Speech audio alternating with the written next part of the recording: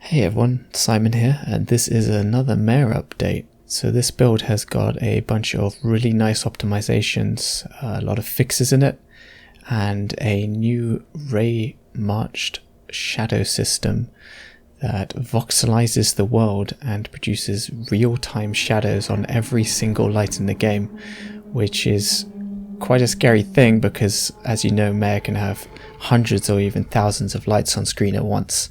This new system wasn't possible when I started making the game, and now that processing power has caught up, we can now have real-time shadows from every single light and on every character and on every item.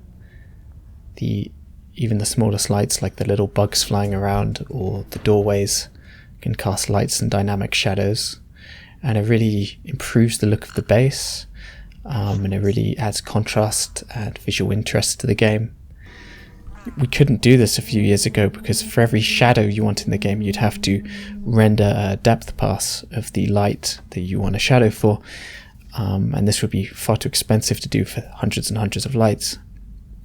But what I've done is I've voxelized the scene in a single pass, and am now marching rays through that voxel space, and allows us to create those shadows, and it's just a really nice effect. It also doesn't require any specialized hardware.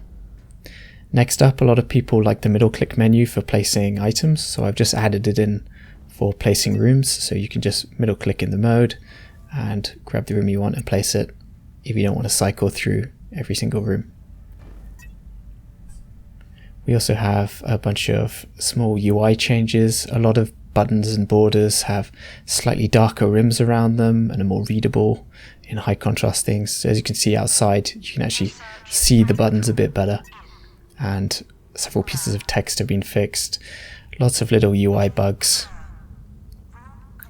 The AI has had a lot of changes. For instance, the colonist is getting a scan now, and things like the outbreaks of hypochondria that we were getting in mid-level bases have stopped and cleared up. See, this colonist is actually sick with a real disease. I've also spent some time improving the visuals of the game with new textures, many new shaders, and also some new colonist variations. This update also brings a lot of CPU and GPU optimization, and the game should be running a lot smoother for people on mid-range PCs. The loading times will also be much shortened as we now cache a lot of data and the shaders and other things, so the game should be about 2 seconds faster to load. I hope you liked this update, and I hope 2021 is treating you well. I hope you're still alive, for instance, and I hope to catch you soon with another update. I'll see you then.